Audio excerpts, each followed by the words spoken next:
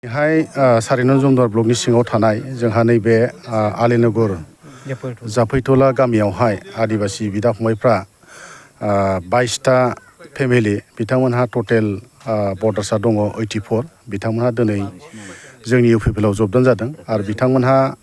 बुंदों माने जिएसपिआव दंमोन बिपिएफआव दंमोन आरो कंग्रेस दंमोन दा बिथांमोनहा जोंनि इउपिपिएलआवहाय जबदान जाबाय आरो इउपिपिएलआव जबदान जानायनि उद्देश्यना बेनो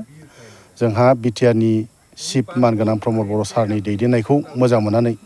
बिथांनि नीति आरो आदर्शखौ मोजां मोननानै बिथांनि जि शान्ति परिबेशजों लोगोसे उन्नतिनि खामानि मावनायखौ मोजां मोननानै मोनफ्रोमबो जाथि जनगोष्ठीनि गेजेराव मोजां मोनसे नोजोर होनानै मोजां खामानि मावनो थाखाय बिथांमोनहा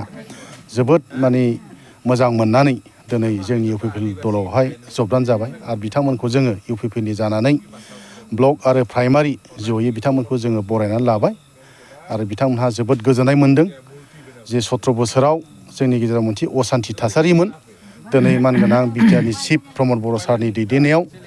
शान्ति गोजोना जि फैबाय जों जि हाजिरा मावग्रा गोसोबादि खामानि मावनानै जानो हायो जों जि मिस्ट्रि मावग्रा गोसोबादि जोङो मावनो हायो जों जि दखान हाथाय फालांगि खालामो जों गोसोबादि खामानि मावनो हायो दा बेखौ बिथांमोनहा जोबोद मोनसे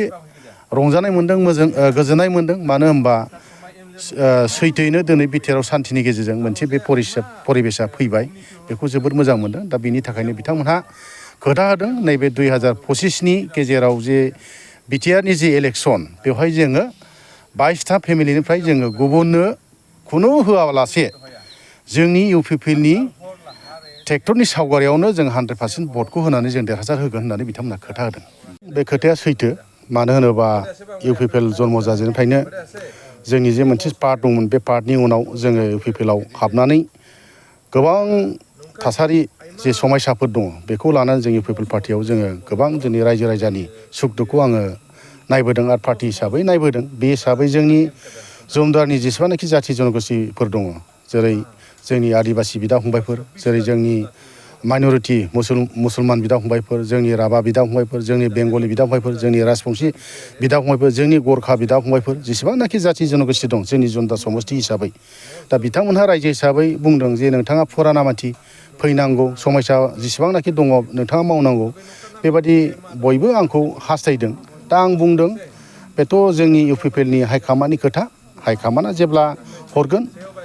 जुदि गमामायैनो जुदि आंखौ हरोबा आङो रायजो राजानि थाखाय जथेस्थ नोंथांमोननि थाखाय नोंथांमोन लुबैनाय बादि आं मावना होगोन होननानै आं बिथांमोनखौ खोथा होदों खिन्थु माला होगोन सोरखौ हरगोन जों दिनैसिम जेबो मिथिथ'वा खिन्थु बे हाइकामान्डनि खोथा जों हाइकामान्डखौ मालाबाबो जोङो बारसिनानै जों बाथ्रा बुङा जोङो जेब्लायबो हाइकामान्डजों सोलिग्राखाय जों हाइकामान्डनि खोथाखौ जोङो नेदों।